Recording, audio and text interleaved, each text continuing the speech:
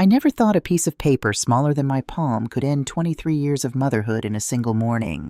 It was a Tuesday in October, the kind of morning that smells like wood smoke and old coffee, the kind that used to make me feel grateful just to be standing in a kitchen with good light. The sun came through the window above the sink at exactly the angle I had imagined when I first walked through this house with the contractor, pointing at walls and saying here and here, and yes, bigger than that. I had chosen that window. I had chosen the placement of every cabinet, the depth of the countertops, the width of the pantry door. I was standing at the stove, waiting for the kettle, when I saw it.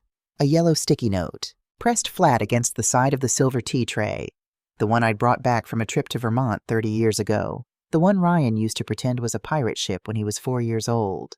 The handwriting was neat, careful even, like someone who had rehearsed it.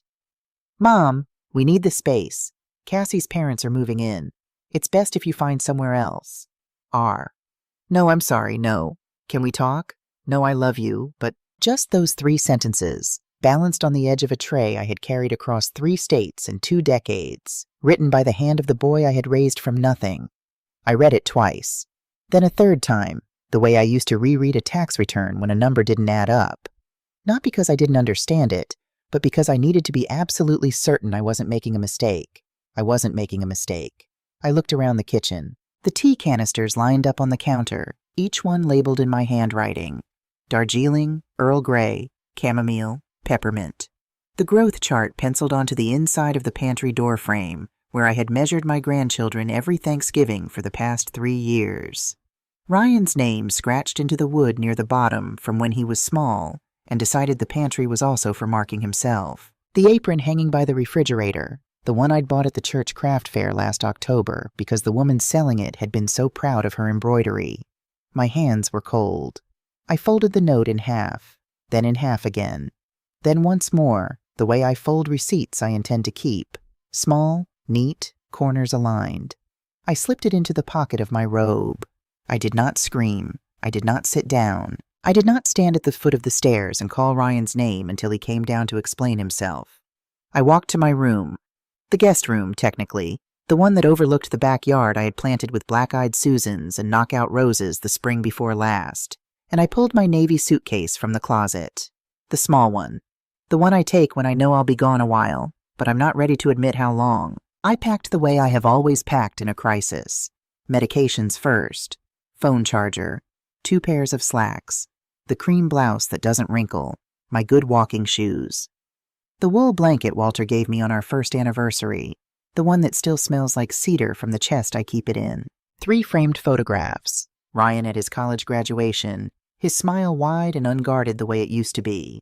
A photo from Walter's last birthday, all of us laughing at something I can no longer remember. And one from the lake at Morrison, the summer before everything began to go wrong. I zipped the bag without second-guessing myself. My coat was hanging by the front door. Same place it had lived for 2 years. Navy wool, dry cleaned 2 weeks ago. Cassie had complained about the bill. I remember thinking at the time that was an odd thing to complain about. It was my coat, my dry cleaning, my $8. But I said nothing. I had been saying nothing for a long time by then. I put the coat on, picked up the suitcase, and stood at the threshold of the front door for a moment. I turned the lock. I stepped outside. I did not look back. Walter had been gone 8 months when Ryan called to ask me to dinner. He chose the Italian place on Belmont Street, the one with the red booths and the candles and wine bottles, the one we used to go to for my birthday every year when he was growing up. I recognized it as a deliberate choice, a comfort choice, the way you choose a familiar route when you're nervous about a conversation. I wore the gray dress Walter always liked. I was still wearing my widow's ring. I probably would have worn it for another year if things had gone differently. Ryan was already there when I arrived, sitting in the corner booth, turning his coffee spoon in slow circles the way he does when he's building up to something. He stood when he saw me. He hugged me longer than usual. His eyes, when he pulled back, were soft and tired in a way that looked genuine. He reached across the table and held my hand. "Mom, you shouldn't be in that condo alone. It's too quiet. You need people around you. The kids ask about you every single week." I looked at his face. I looked for the boy who used to fall asleep in the back seat with his toy fire truck tucked under his arm, who called me from college at midnight when his stomach hurt. who stood at the altar on his wedding day and mouthed, "Hi, Mom," when he saw me in the front row. I found him. I still do, even now. That's the hardest part. "We want you to move in with us," he said. "We're thinking about building out the second floor. Real space for the kids. Real space for you. It would be your home too, Mom. Not a guest room. Home." He said we'll build it together. He said no lawyers needed. We're family. He said this will be your home for as long as you want it. I thought of Walter, who used to squeeze my hand under restaurant tables when he thought I was about to agree to something too quickly. I could almost feel it then. His thumb pressing against my knuckles. His particular way of saying slow down. But Walter was gone, and the condo on Fairfield Avenue was very, very quiet. "Yes," I said. The numbers, when I think back on them now, are clear and orderly the way numbers always are. I sold the condo for $312,000. I kept $80,000 for myself, tucked into accounts Ryan knew nothing about, a habit from decades of watching clients spend money they thought was safely elsewhere.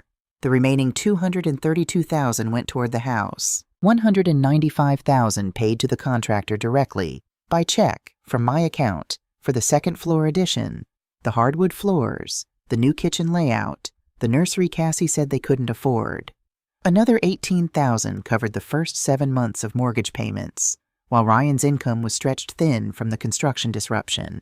No contracts, no paperwork, no deed amendment, just family.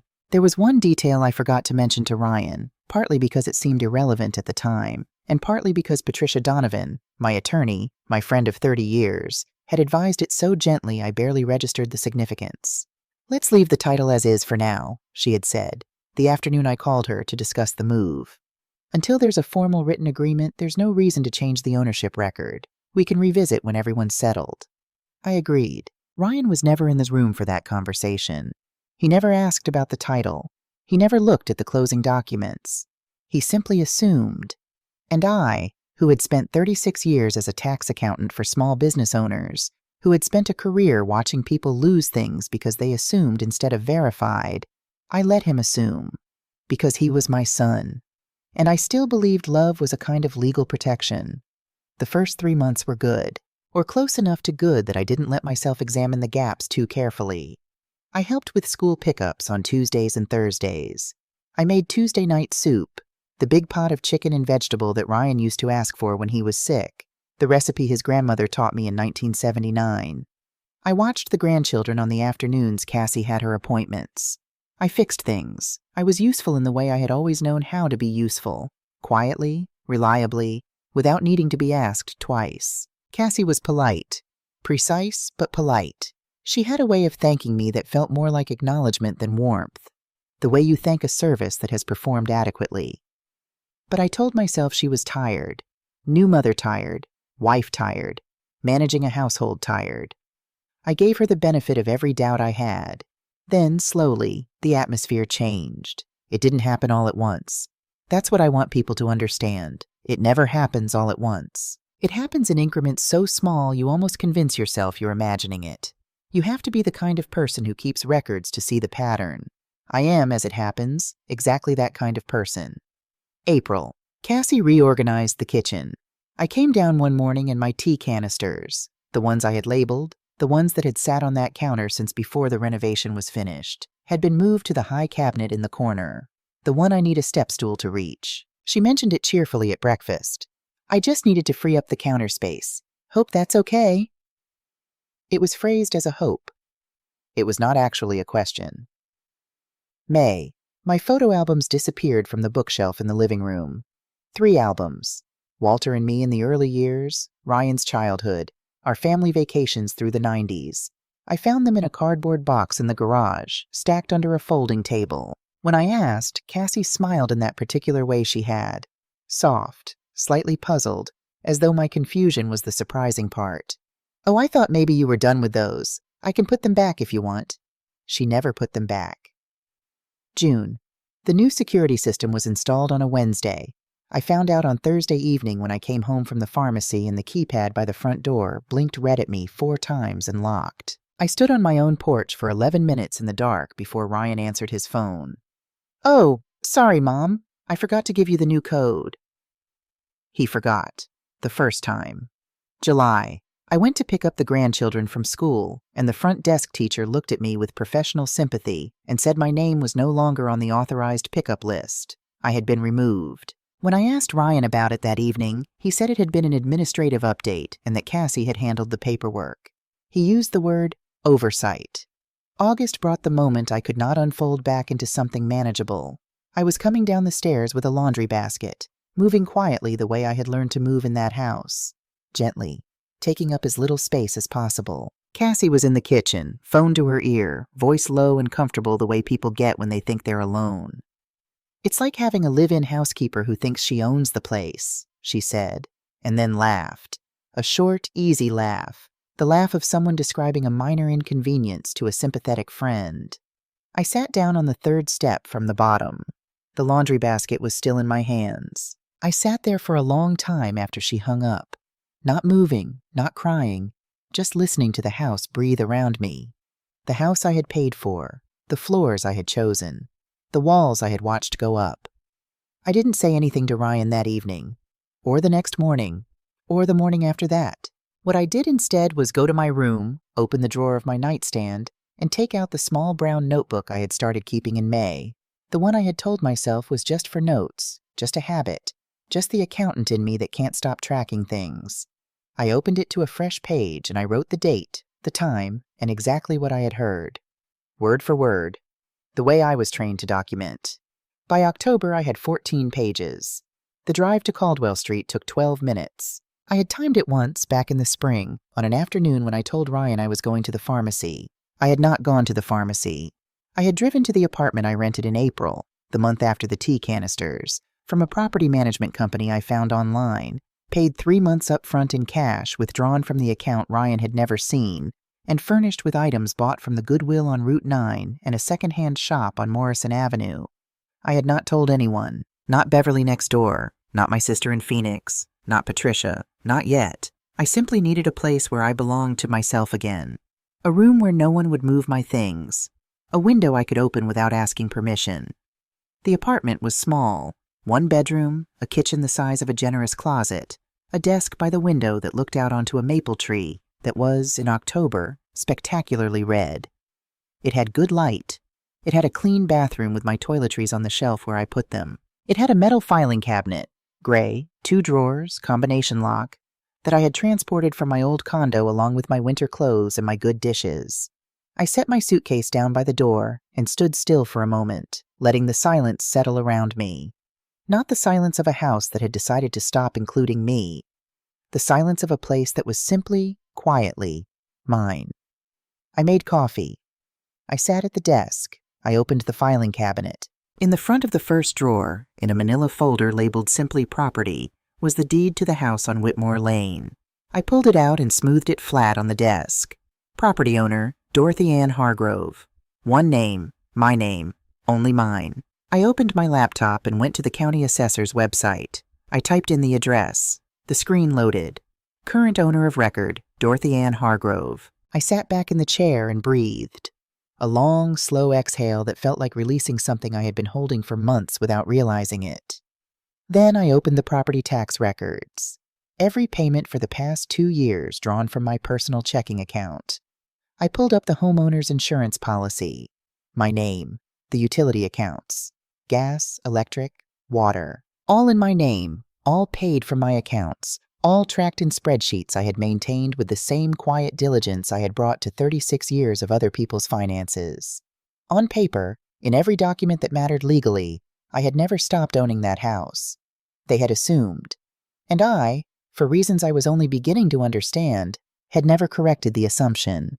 I looked out the window at the maple tree. "Walter," I said out loud, to no one, to the room, to the habit of 38 years of marriage. "You always said keep copies of everything." I could almost hear him answer. I did say that. Repeatedly. I almost smiled.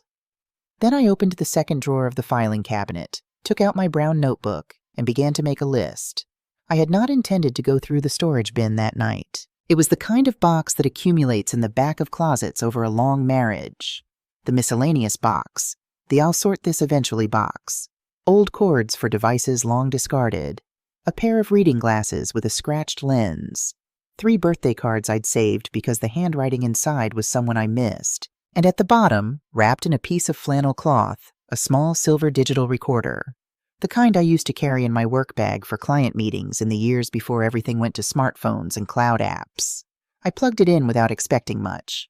A habit, the accountant who checks the drawer before she throws it away. I made dinner while it charged. Leftover soup I'd brought from the house. The last batch of Tuesday soup I had made before I stopped allowing myself to pretend things were fine. I ate at the desk, looking out at the maple tree, now just a dark shape against the orange of the streetlights. When I pressed play, the first several files were exactly what I expected. Dictated notes from client meetings, a grocery list from 2019, a reminder to call the dentist. The voice of a woman who had not yet understood how invisible she was becoming. I almost turned it off. And then, 53 minutes in, I heard Cassie's voice. She was on speakerphone. Her voice had that particular quality it gets when she's talking to her mother. Lower, faster, the careful politeness she used with everyone else stripped away. The other voice was Norma Pelton. I recognized the slight flatness in her vowels, the way she always ends her sentences just a half beat too early. Once she's confused enough, we file under conservatorship. Mom says the paperwork at the doctor's office is the easiest route. She signs something routine, doesn't even understand what it covers. A pause. Ryan can sign as her representative once we establish diminished capacity. It's not hard if we set it up right. Norma's voice, careful and low. And the house? Ours by spring, Cassie said. The boredom in her voice was what undid me. Not anger, not guilt. Just the flat, practical boredom of someone describing a task they find slightly tedious. She's getting older. She'll get confused. We just have to be patient. One more pause. She won't even question it. I played it 3 times. The first time, I sat completely still with my hands flat on the desk. The second time, I counted my breaths. The third time, I understood. This was not thoughtlessness. This was not a daughter-in-law who had grown cold or a son who had grown passive. This was a plan. Deliberate, patient, waiting for my body or my mind to give them the opening they needed. They were not trying to edge me out of the house. They were waiting for me to become confused enough to lose it entirely. To sign something in a doctor's waiting room. To nod at paperwork I didn't understand. To become the kind of old woman who doesn't know what she's agreed to. They had picked the wrong old woman. I uploaded the file to my cloud storage. I copied it to a flash drive I found in the top desk drawer. I labeled it with the date and the timestamp from the recording. I wrote the file name in my brown notebook. Then I picked up my phone and scrolled to a number I hadn't called in 9 years. Patricia Donovan, attorney at law, friend since 1994. The sharpest mind I have ever known inside a courtroom or out of one. She picked up on the second ring. Dot? A pause, brief and assessing. You don't call unless something's on fire. Pat, I said. My voice was steady. I was surprised how steady it was. I need an hour of your time. Tomorrow morning if you can. Bring your sharpest pen. A beat of silence on her end. The particular silence of a woman recalibrating quickly. I'll clear my 9 o'clock, she said. Come to the office. I thanked her. I ended the call. I sat for a moment in the clean, honest quiet of the apartment on Caldwell Street. Then I opened my laptop and began to build the case. The building on Aldridge Street had not changed in 20 years. 3 stories of red brick, slightly darkened at the corners where the ivy had been cut back but never fully removed. A brass plate by the door. Donovan and Associates, attorney at law. Polished to a shine that suggested someone cared deeply about first impressions. The receptionist inside, a young woman with reading glasses pushed up on her forehead, looked up when I walked in and said, without checking her calendar, Mrs. Hargrove, she's expecting you. Second door on the left. I had always liked that about Patricia's office. Nothing wasted. No performance of efficiency. Just the real thing. Patricia was standing at her window when I entered, coffee in hand, looking out at the street below with the focused expression of a woman whose mind is never entirely at rest. She turned when she heard me and gave me the kind of long, unhurried look that said she was already reading the situation. My posture, my folder, the fact that I was wearing the good suit at 9 in the morning on a Wednesday. She did not hug me. Patricia is not a hugger. She gestured to the chair across from her desk with her coffee cup and said simply, Sit, show me what you have. I sat. I opened the folder. I had organized it the way I used to organize client files for a serious audit. Cleanest evidence first, supporting documentation behind. Irregular activity flagged with paper clips and dated sticky tabs. The deed on top. Then the property tax records. Then 36 months of utility statements, insurance renewals, mortgage payment confirmations. Then the contractor invoices. Everyone signed by me, paid from my account, traceable to the penny. Behind the paperclip at the back, the brown notebook with 14 pages of dated entries and a printed transcript of the recorder file with the timestamp at the top. I also brought the flash drive. Patricia read in complete silence. This is one of the things I have always trusted about her. She does not perform reactions. She processes. Her jaw tightened slightly at the notebook entries. When she reached the transcript, she stopped, went back to the beginning, and read it a second time. Then she set it face down on the desk, picked up the flash drive, and plugged it into her laptop without asking. Cassie's voice filled the quiet office. She won't even question it. Patricia closed the laptop. She removed her glasses, set them on top of the folder, and looked at me over the desk with an expression I recognized from the one time I watched her argue a case in county court, 22 years ago, a property dispute involving a contractor who had thought a widow wouldn't fight back. He had been wrong about that widow, too. They have zero legal standing, she said. Her voice was even, almost gentle, the way a doctor's voice gets when the diagnosis is serious and certainty is the only kindness available. Zero. No lease agreement, no co-ownership documentation, no recorded deed transfer, no gift deed filed with the county, nothing. They are not tenants. They are not owners. They are unauthorized occupants of a property that belongs entirely to you. She tapped the deed with one finger. This is clean. Your name only. Uncontested. I nodded. I had known this, but hearing it spoken by Patricia Donovan in that office, with the folder open between us, made it real in a different way than it had been at my desk on Caldwell Street. Made it something I could use. What are my options? I asked. Patricia leaned back in her chair and counted them out in the brisk, no-sentiment way I had always appreciated. Option 1, full litigation, fraud, emotional damages, potential criminal referral if we can establish the conservatorship conversation as evidence of intent. Thorough, satisfying in certain ways, 12 to 18 months minimum, and your name in the public record of every filing. She paused to let me absorb that. Option 2, standard eviction, 30-day notice, civil court if they refuse to comply. Cleaner, faster, less expensive, but it gives them time to lawyer up, make noise, tell a version of events to anyone who'll listen. She paused again. Then, for the first time, something shifted in her expression. Not quite a smile, but the suggestion of one, the kind that lives at the corners of a serious person's mouth when a situation is almost elegant. Option 3. I have a contact. Greg Stafford, real estate broker, 25 years in quiet transactions. He works with a developer who specializes in residential conversions, cash offers, fast closings, no open houses, no contingencies. I call him today. We have an offer within 48 hours. The sale closes before they understand what's happening. I looked out the window at the street below, at a woman walking a retriever, at a man unlocking a bicycle, at the ordinary Tuesday morning world going about its business. Option 3, I said. Patricia reached for her phone. I'll call Greg now. One more thing, I said. I reached into my bag and placed the bank statement on the desk, the page I had flagged with a red paperclip. The transaction from 5 months ago, $22,000. Earl Pelton Construction, LLC, transferred on a Tuesday night at 11:47 p.m. from my checking account. I didn't authorize this, I said. I called the bank yesterday. They said the login came from an IP address that isn't any device I own. Patricia looked at the statement for a long moment without picking it up. Have you asked the bank to trace the device? I filed a fraud inquiry yesterday morning. They said I'd have a report within 5 to 7 business days. She looked up at me. Dorothy Ann Hargrove, she said quietly, and there was something in the way she said my full name, a kind of respect that had nothing to do with pity and everything to do with recognition. You came in here fully loaded. I spent 36 years making sure other people's numbers were airtight, I said.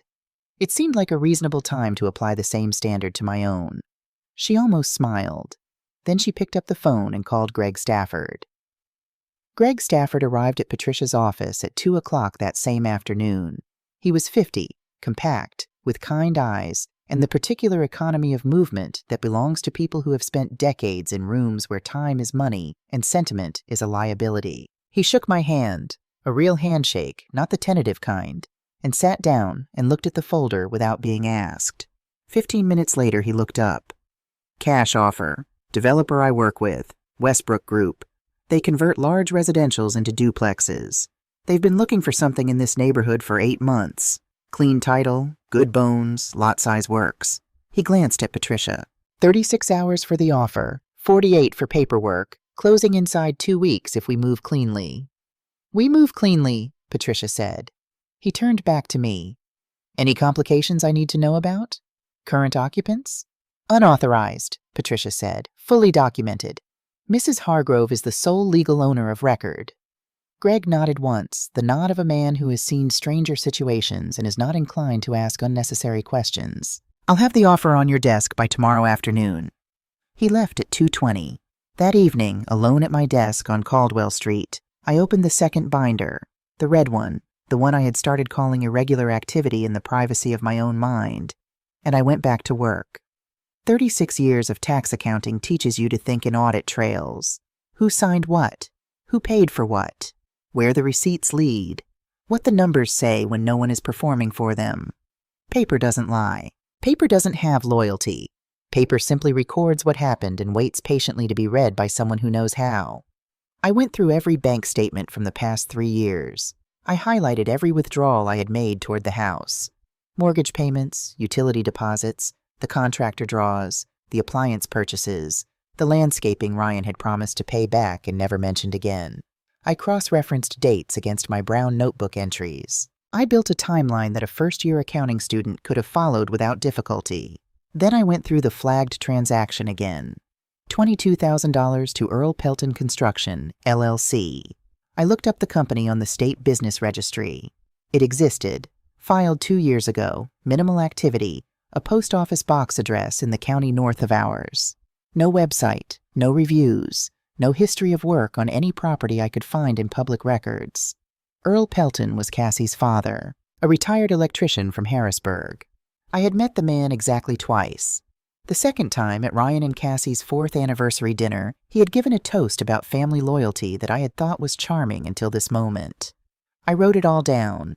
Dates, amounts, names, document reference numbers. The notebook was running out of pages. I found a fresh legal pad in the desk drawer and kept going. I also called Sandra Okafor, a notary public I had worked with twice before, a precise and serious woman who asked good questions and charged a fair rate, and scheduled her to come to the apartment on Friday to witness and notarize my formal statement. A sworn affidavit, written in my own words, documenting every event in chronological order from the dinner on Belmont Street to the morning of the yellow note. It took me 4 hours to write. When I was finished, I read it through once, made 3 small corrections, and printed 2 copies on the printer I had bought secondhand on the same afternoon I rented the apartment. I put 1 copy in the filing cabinet. I put the other in the folder with the deed. I was not angry. I want to be clear about that, because people always assume the anger comes first. What I felt was something older and more clarifying. The feeling I used to get in the middle of a complex audit when the numbers finally resolved into a pattern and I understood exactly what I was looking at. Not anger, clarity. The certified mail envelope arrived on a Thursday morning, 6 days after I had left the house on Whitmore Lane. I almost didn't recognize the sender.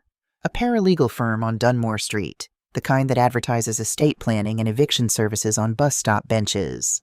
I opened it at the kitchen table with my second cup of coffee, which turned out to be exactly the right amount of fortification. The letter began politely. Dear Mrs. Hargrove, regarding the recent transition of residence and the voluntary relinquishment of occupancy rights. I read that sentence 3 times, slowly, the way you read something that is trying very hard to sound like a fact. Voluntary relinquishment, as if a sticky note on a tea tray constituted a legal document. 2 paragraphs down, the tone shifted from polite to declarative. The current residents are proceeding with the lawful transfer of property ownership. Deed transfer documents have been submitted to the county recorder's office and will be processed within 10 to 14 business days. Attached was a copy of a gift deed. I read the document carefully, the way I read every document. From the top, in order, no skipping. Property address, correct. Grantee names, Ryan Thomas Hargrove and Cassandra Marie Pelton Hargrove. Transfer type, gift deed, no consideration. Grantor signature, Dorothy Ann Hargrove. I looked at the signature for a long time.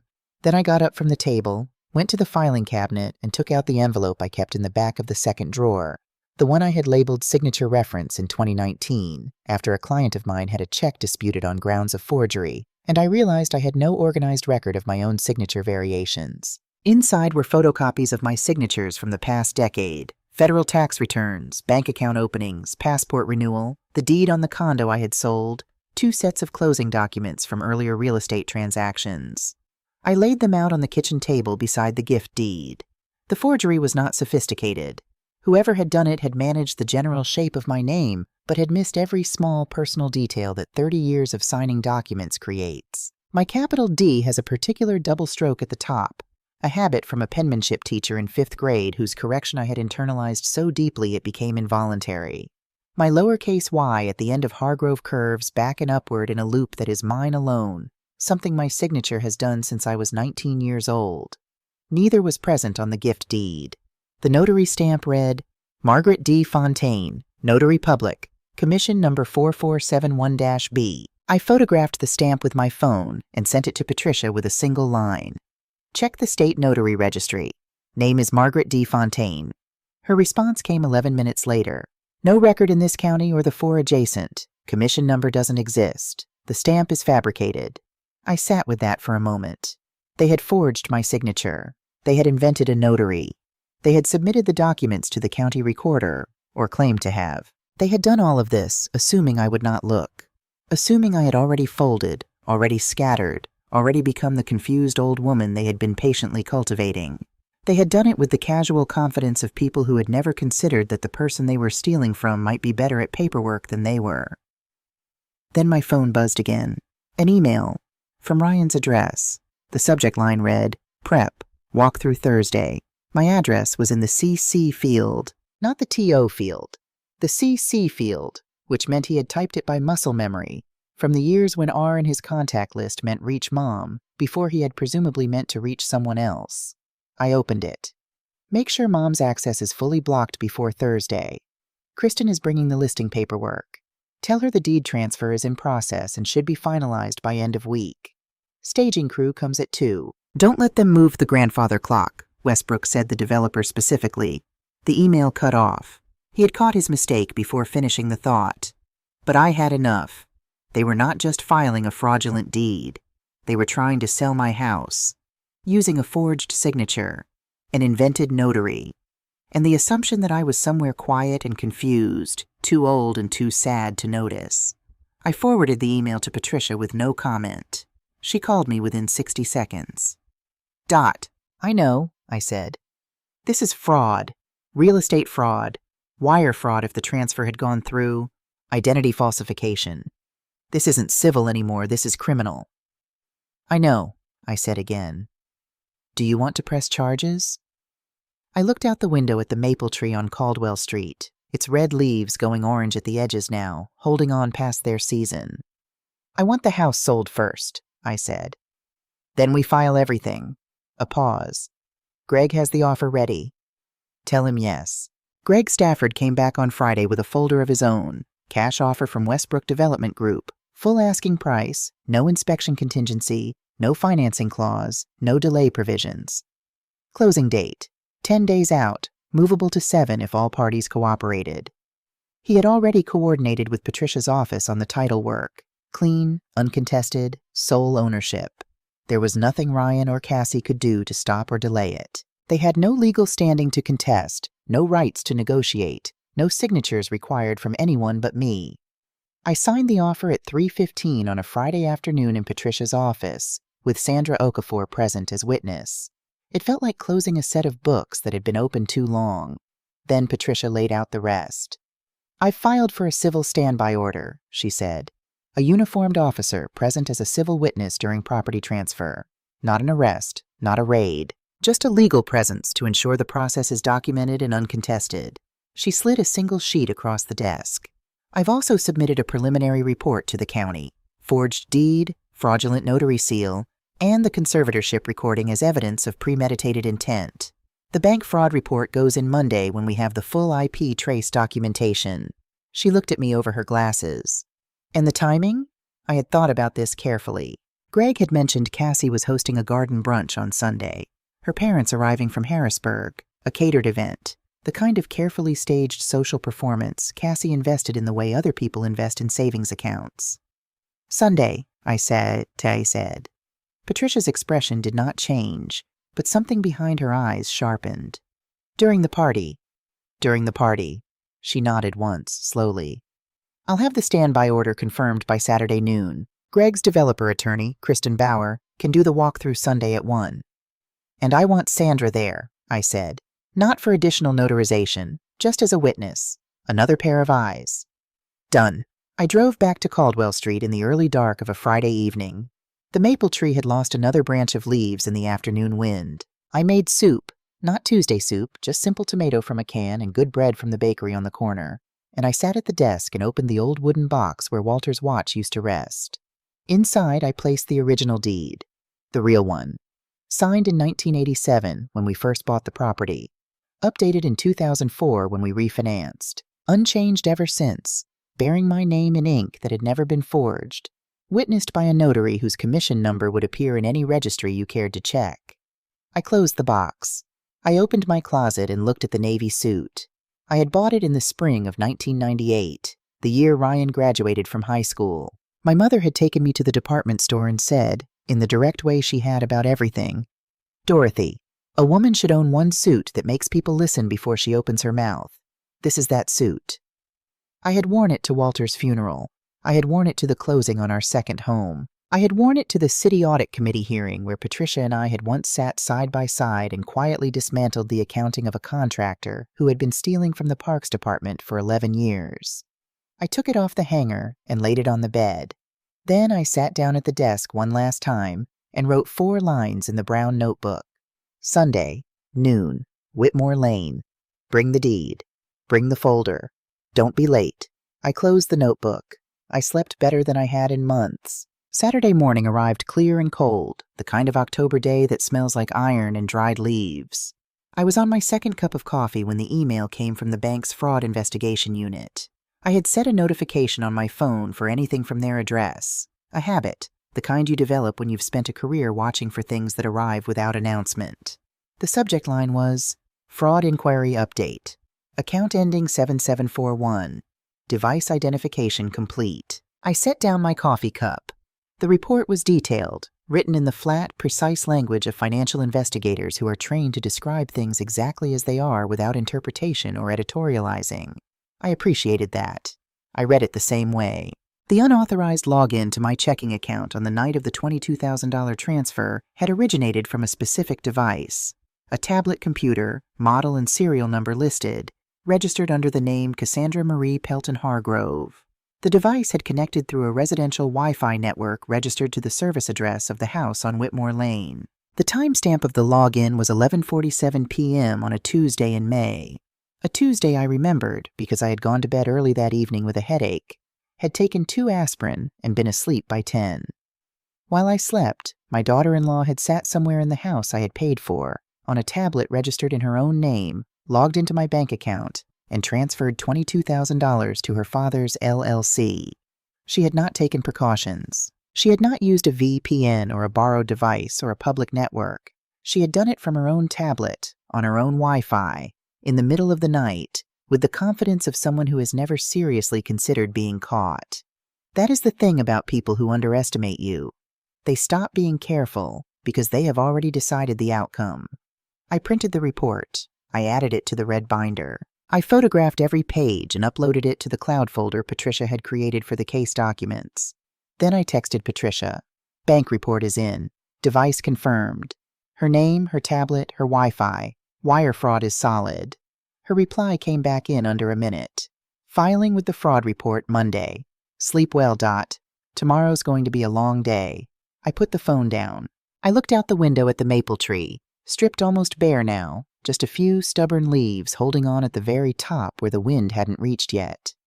I thought about Cassie sitting in the kitchen at midnight, quiet and purposeful, taking what she had already decided was going to be hers. I thought about the recording. She won't even question it. I thought about Ryan's voice on that first night at dinner on Belmont Street. "It'll be your home too, Mom. We'll build it together." I thought about a lot of things, sitting at that desk on Saturday morning in October, with the bank report in my hand and the Navy suit on the hanger behind me. Then I stood up, washed my coffee cup, and went to bed at 9 o'clock. I wanted to be rested. I parked 1 block from the house on Whitmore Lane at 12:45.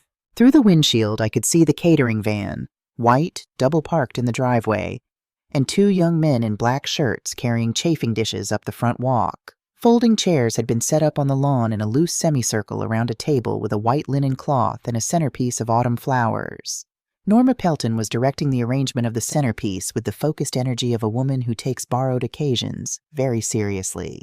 Earl stood near the garage with a drink that was almost certainly not his first, nodding at something Ryan was saying. Ryan, who was laughing. I sat with that for a moment. I did not let it become something that would slow me down. Greg Stafford pulled up behind me at 12:50. He stepped out in a charcoal blazer, folder under his arm, and gave me a single nod, the nod of a professional who is ready and does not require a pre-game speech. Kristen Bauer, the developer's attorney, 35, precise, wearing a dark green coat and carrying a briefcase, arrived 30 seconds later. The patrol car came last. No lights, no siren, just a standard cruiser parking quietly at the curb, and 2 officers stepping out with the unhurried calm of people who have done this kind of thing before and understand that the power in a civil standby is in the stillness, not the drama. I opened the car door. I smoothed the front of the navy suit. I touched the pearl earrings, my grandmother's, worn to every occasion that mattered. And I walked toward the house I had built. Cassie saw me first. She was on the veranda, mid-sentence with her mother, a champagne flute in one hand and the particular bright, carrying laugh she used at social gatherings, the one that was performative in the most specific way, designed to be noticed rather than felt. The laugh died in her throat before she finished it. The champagne flute stopped moving. Her hand went to her necklace, a gesture I had seen 100 times and only now understood as the tell that it was. "What?" She stepped forward. "What is this? You can't just—" "I can," I said. I kept walking. Kristen Bauer stepped ahead of me on the path and held up the purchase agreement. The real one, the legitimate one, bearing my signature and Sandra Okafor's notary seal and a closing date that was 9 days away. "Mrs. Pelton Hargrove," Kristen said in the level voice of someone reading from a document rather than having a conversation, "this property has been sold by its legal owner, Dorothy Ann Hargrove, to Westbrook Development Group, LLC. The transaction was executed yesterday and is legally binding. I am here as counsel for the buyer to conduct a pre-possession review." Patricia moved to the officers and handed them the evidence packet: deed comparison, notarized affidavit, audio recording transcript, bank fraud report. One of them opened it immediately and began reading. The other positioned himself at a slight distance, camera out. "This is insane," Cassie said. Her voice had gone high and thin, stripped of the social performance. "You left. You walked out. You can't just come back and—" "I left with a suitcase," I said. "I didn't leave with a deed." Norma Pelton had gone very still beside the flower centerpiece. Earl had put his drink down. The 2 young men from the catering company had quietly retreated to the van. Then Ryan appeared in the doorway. He was holding a glass of sparkling water, and he was wearing the blue shirt I had given him for his birthday 2 years ago. And he looked at me with an expression I did not have a word for. Somewhere between confusion and the beginning of understanding, and something that might, in a different version of this moment, have been relief. "Mom," his voice was quiet. "What are you doing here?" "What I should have done the day you changed the locks," I said. One of the officers stepped forward and addressed Ryan and Cassie together, his voice carrying the particular authority of a man who is not interested in the emotional complexity of the situation, only in the legal facts of it. "Per documentation reviewed by this office and submitted to the county recorder this morning, this property is the sole legal property of Dorothy Ann Hargrove and has been transferred by legal sale to Westbrook Development Group, LLC. You were never legal owners of record. You have 10 days to vacate the premises under Civil Code 32-119. This order is in writing, signed and enforceable." Cassie's mouth opened. Nothing came out. Ryan looked at the paper the officer was holding out to him. He took it. He read the first 3 lines. His face did something complicated and private that I did not let myself interpret. "The deed," Patricia said, stepping forward. "The one you submitted to the county recorder last week. We'd like to address that directly."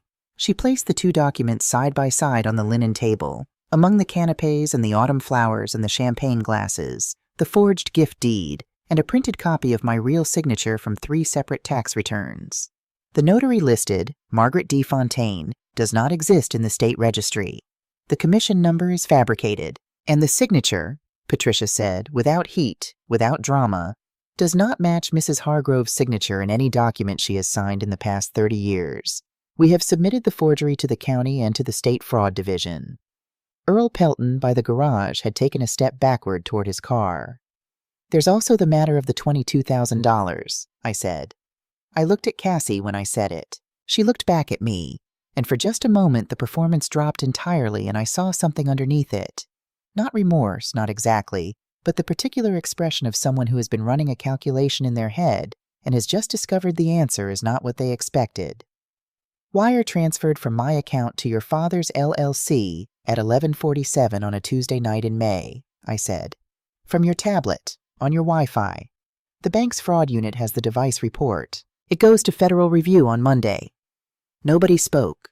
The guests, 6 of them, people I had never met, Cassie's friends and colleagues arranged on lawn chairs under the autumn sky, had already begun the quiet retreat of people who understand they are witnessing something they do not want to be witnesses to.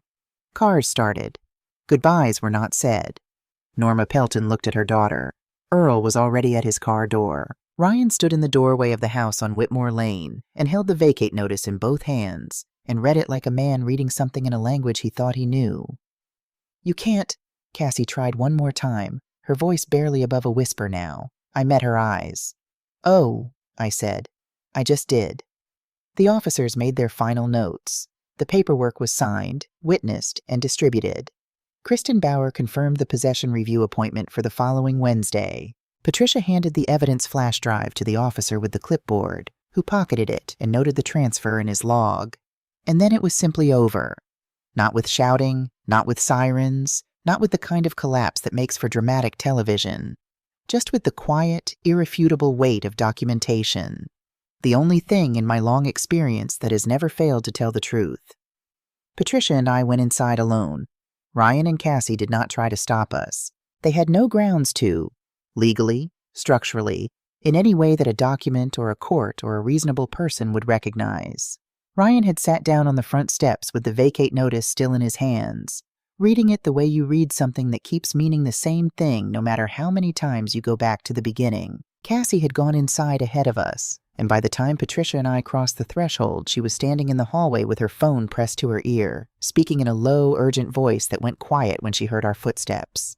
She moved aside without meeting my eyes.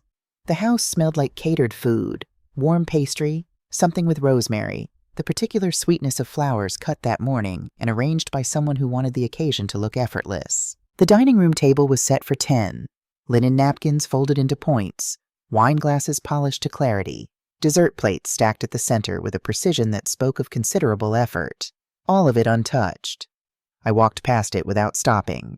In the hallway, I paused at the framed photographs on the wall. Cassie had replaced my pictures, the family photos, the ones from holidays and graduations and the lake at Morrison, with a curated collection of her own, professional portraits of the children, an artfully blurred image of the house exterior in the golden light of late afternoon, a black and white print of Ryan and Cassie from their 5th anniversary that I had never seen before.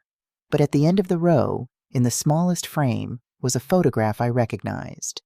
All of us at the lake. Morrison, the summer of 2019. Ryan in a faded t-shirt, laughing at something off camera. Cassie, genuinely smiling, the real smile, not the social one, her arm looped through mine in the easy way of someone who has not yet decided to be careful. The grandchildren in midair above the water, caught by the camera at the exact peak of their jump. And me, standing just behind all of them, one hand raised to shade my eyes from the sun, my mouth open in a laugh I don't remember having but am glad the camera caught. Cassie had kept this photograph.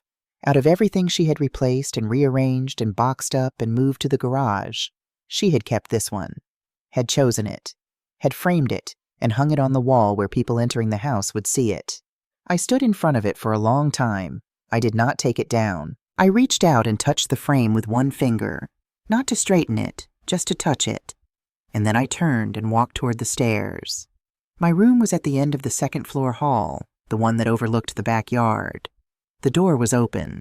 I stood in the doorway and looked in. They had cleared it. Everything I had left behind. The rocking chair, the extra blankets, the small bookshelf with the paperbacks I read in the early mornings, all of it gone. Replaced with a folding table and several cardboard boxes that appeared to contain Cassie's overflow of household items. A repurposing quick and practical, conducted in the week since I had left. But the carpet had not been replaced, and there in the corner by the window where the morning light came through was the indentation, the pressed flat circle of fibers where my rocking chair had sat for 2 years. Every morning, every cup of tea and every early chapter and every quiet hour before the house woke up. The chair was gone. The mark it left behind was not. I looked at that indentation for longer than I looked at anything else in the house. Patricia appeared at my shoulder, silent, the way she always is in moments that do not require words. "You did it," she said finally, quietly. I thought about it for a moment. The word did, what it covered and what it didn't. "No," I said. "They did. I just finished what they started." We went back downstairs. The hallway was empty. Cassie had moved to another room, or outside, or somewhere she didn't have to watch. We walked through this kitchen, past the tea canisters I had labeled that were still in the high corner cabinet no one could reach without a step stool, past the pantry door with the height marks scratched into the frame, past the window above the sink that I had chosen for exactly the angle of morning light it let in. I did not say goodbye to any of it. It was not that kind of leaving. At the front door, Patricia held it open and I stepped out into the October afternoon, and we locked it behind us with the key that had always, legally, always been mine to use. 3 days after Sunday, I was eating breakfast at the desk on Caldwell Street when my phone buzzed.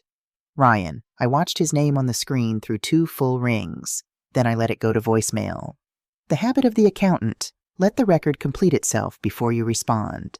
I waited 10 minutes before I listened. I wanted to be finished eating. I wanted to be sitting still, coffee in hand, with both feet flat on the floor.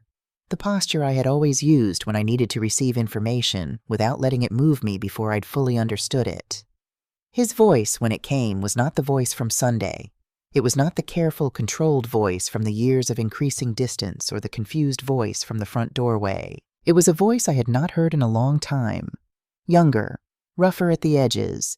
The voice of a man who had been awake most of the night and had run out of the energy required to sound like anything other than what he was. "Mom, I know you're not going to pick up.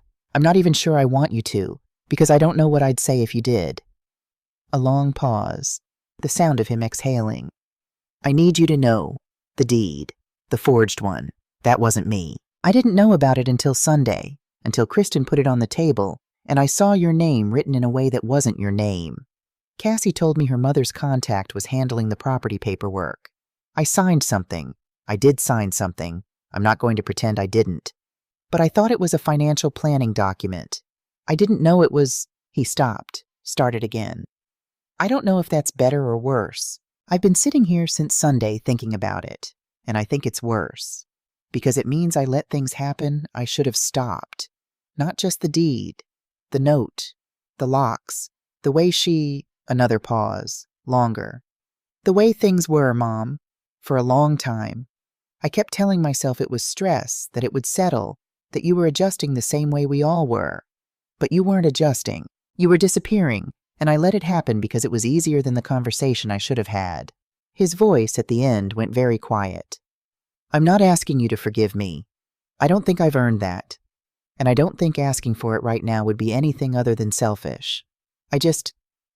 I needed you to know that I know. What I did and what I didn't do. And that I'm sorry, Mom. Not about the house. About being a coward." The voicemail ended. I sat at the desk with the phone in my hand and the October light coming through the window and the maple tree outside gone nearly bare, and I stayed very still for a while. I played it again. Not to verify the contents, not to assess its credibility or weigh it against the evidence in my red binder or determine its legal implications. I played it again because it was my son's voice, and because underneath the exhaustion and the guilt and the careful accounting of his failures, there was something I recognized. The boy who used to call me from college at midnight when his stomach hurt, who stood at the altar and mouthed, "Hi, Mom," who sat across from me at the restaurant on Belmont Street with tired, soft eyes and reached for my hand. He was still in there. Whether that changed anything, I did not know yet. That was a question that would take longer than 3 days to answer, and I had learned in 36 years of tax accounting and 68 years of living that the questions requiring the most care are the ones that punish you for rushing. I set the phone down. I did not call back. I opened my laptop and went to work. I have always believed that the most durable consequences are the ones that arrive without announcement, not the dramatic kind, not courtroom verdicts read aloud to packed galleries, not public confrontations in front of assembled witnesses. Those have their place, and Sunday on the lawn had been necessary for reasons that had nothing to do with spectacle and everything to do with documentation and legal standing. But the consequences that reshape a life, the ones that matter in the long run, those tend to arrive the way weather does, quietly accumulating, impossible to argue with, already present before you thought to look up. Beverly Ashworth called on Wednesday afternoon. Beverly was 70 years old, had lived 2 houses down from Whitmore Lane for 11 years, and had a social intelligence so finely calibrated it functioned almost like a separate sense organ. She and I had exchanged Christmas cookies, borrowed each other's good serving dishes for holiday dinners, and shared the kind of friendship that doesn't require frequent contact to remain intact. She did not ask what had happened. She was far too precise for that. "I just want you to know," she said, "that people are talking, Dot. Not gossiping, talking. There's a difference, even if it doesn't always look like one from the outside, and not one word I've heard has been unkind to you." I thanked her. She said she'd drop off blueberry muffins on Friday and hung up before I could tell her she didn't need to. She was right about the talking. I had not said a word to anyone. I had not called the neighbors or the church or the parents from the grandchildren's school who had occasionally included me in group messages about carpools and bake sales. I had not told my sister in Phoenix the full account, only that I had moved and things were settled. I had given no interviews, written no letters to anyone who hadn't already been part of the legal proceedings. But stories like this one, the kind that nobody wants to say out loud because the saying of them requires acknowledging that the people involved were capable of it, find their own roots. They move through the architecture of a community the way water finds its way through a foundation, slowly, quietly, through every small crack, until one day the damage is simply visible. By the following Sunday, Cassie had been quietly removed from the church event committee she had chaired for 4 years. I heard about it from Beverly, who had heard about it from the minister's wife, who had not said it was because of Cassie's behavior, but had not needed to. A new chair was elected at a meeting Cassie was not invited to. Ryan's situation followed a similar pattern, on a slightly longer timeline. He had been serving on the board of a local literacy charity, a position I had helped him obtain 3 years earlier through a connection of Walter's. The director, Diane Whitfield, sent me a brief email the following week. She was not a woman who wasted words. "Out of respect for what you've contributed to this organization over the years, Dot, I wanted to let you know personally that we've asked Ryan to step down from his board position. People are disappointed. That's all I'll say." Disappointed was, as it happened, doing a great deal of work in that sentence. Earl Pelton retained a criminal defense attorney within 48 hours of Sunday. I knew this because Patricia mentioned it in passing, the way she mentions things that are proceeding as expected.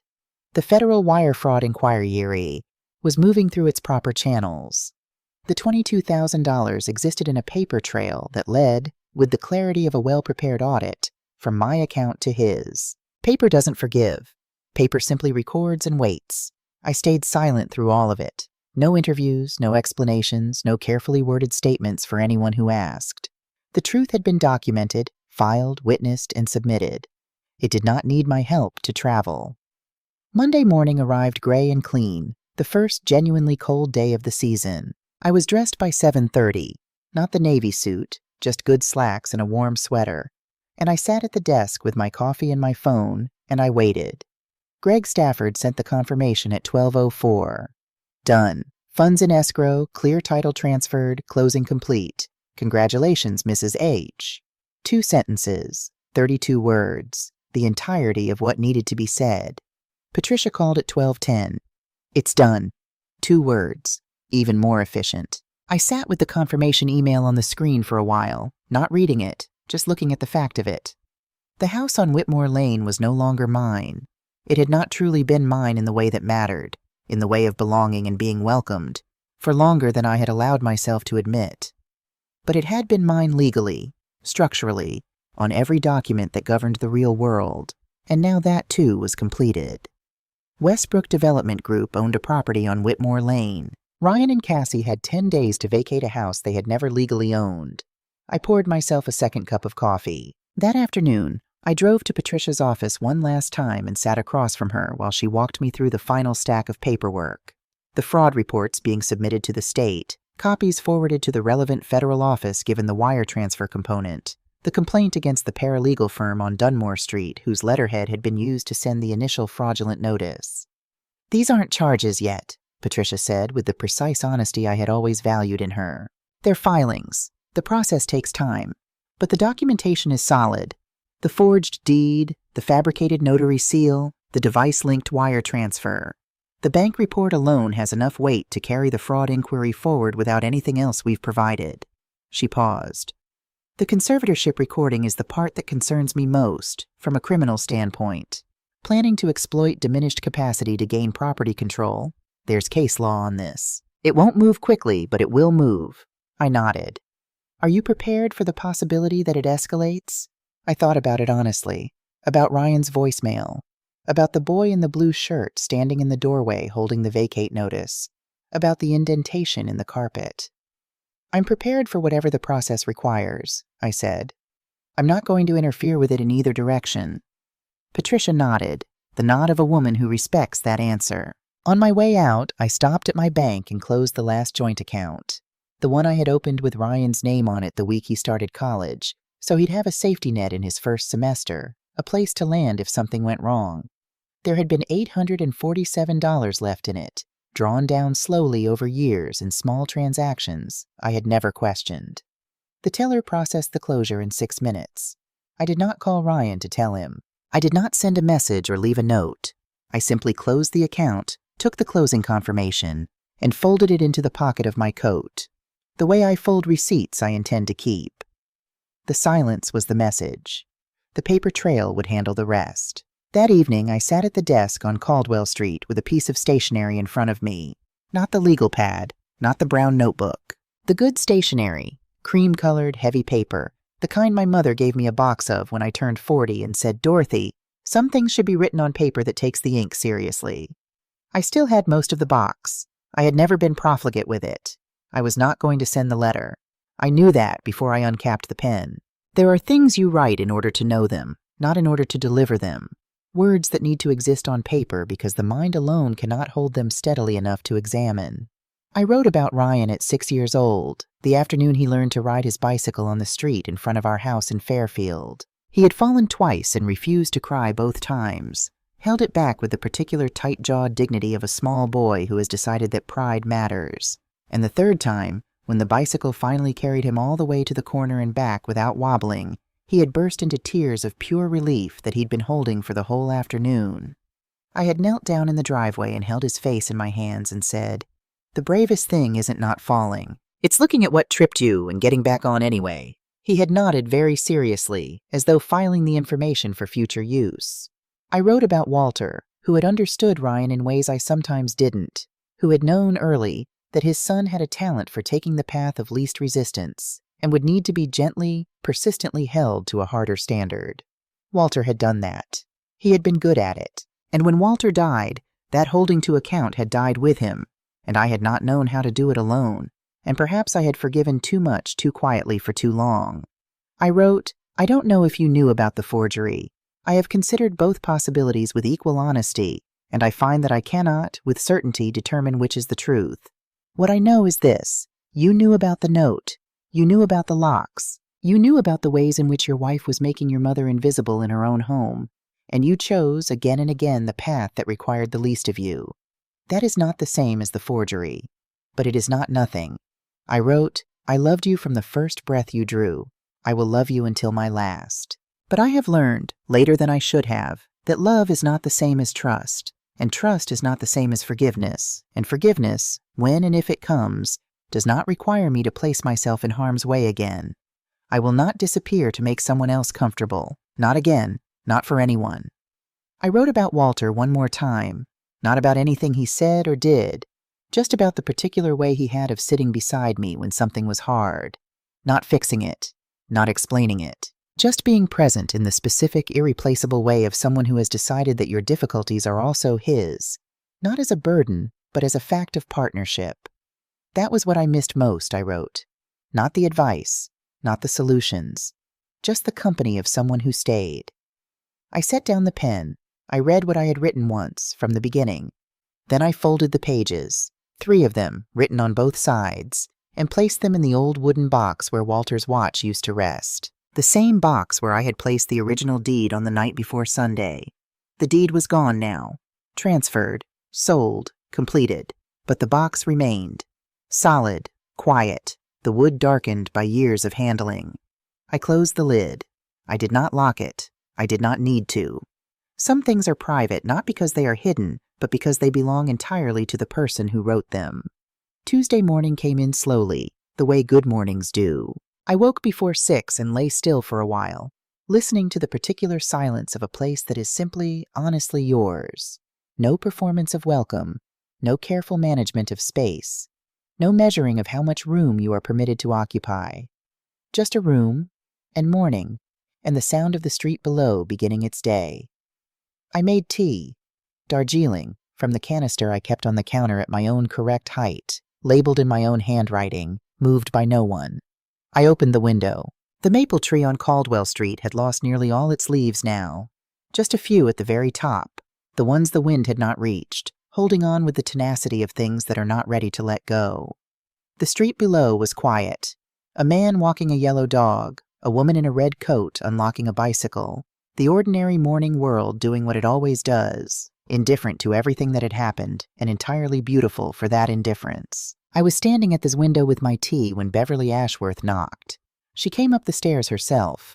I had given her the door code, the only person outside of Patricia and Greg Stafford who had it, and she knocked twice in the brisk, particular way she had. And when I opened the door, she was holding a white bakery box tied with brown string. "Blueberry muffins," she said. "I said Friday and I'm 2 days late, so they're from the good bakery, not the grocery." I took the box. We sat at the kitchen table, the way women who have known each other long enough sit, without performance, without the need to fill every silence, with the comfortable economy of real companionship. She didn't ask about Ryan. She didn't ask about the house or the sale or the fraud reports or any of the things that had occupied every waking and sleeping hour of the past 2 weeks. She asked if the apartment got good light in the afternoons, and whether the bakery on the corner did decent coffee, and whether I had talked to my sister in Phoenix lately. I answered all 3 questions honestly. After she left, I washed the 2 cups and dried them and put them on the shelf. I sat back down at the desk. I opened the old photo folder on my laptop, the one with the scanned images from the albums Cassie had put in the garage, and I looked at them for a while. Walter and me at Yosemite in 1987, young and slightly sunburned and squinting into the light. Ryan at 3 years old, asleep on my shoulder in the back seat of our first family car, one hand still curled around a toy fire truck. All of us at Morrison, the summer of 2019, caught mid-laugh in the bright afternoon. I did not delete any of them. I did not know yet what the future held for Ryan and me, whether the distance would become permanent or whether it would eventually become something else, something more complicated and more honest than what had come before. I did not know whether his voicemail had been the beginning of something or simply the final accounting of a man coming to terms with his own ledger. These were not questions I could answer in October. They were questions for a longer season. What I knew was this: I had not been erased. I had not faded into the guest room, into the high corner cabinet, into the garage with the boxed-up albums. I had not become the confused old woman they had patiently planned to wait for. I had kept copies of everything. I had stayed present in every document that mattered. I had known, without drama and without announcement, exactly what I owned. And I had waited, with the patience of someone who has spent a career understanding that the truth of any situation lives in the records, not in what people say about it. And when the moment came, I had put on my mother's suit and my grandmother's pearls, and I had walked across the lawn of my own house, and I had handed them the truth in a folder. I looked out the window at the maple tree. Justice doesn't always come with sirens and spotlights. Sometimes it comes on a Tuesday morning in a small apartment with good light, with a cup of tea cooling beside a keyboard, and a window open to October air and the quiet, complete knowledge that you are exactly where you chose to be. Dorothy Ann Hargrove drank her tea. She left the window open. She had work to do.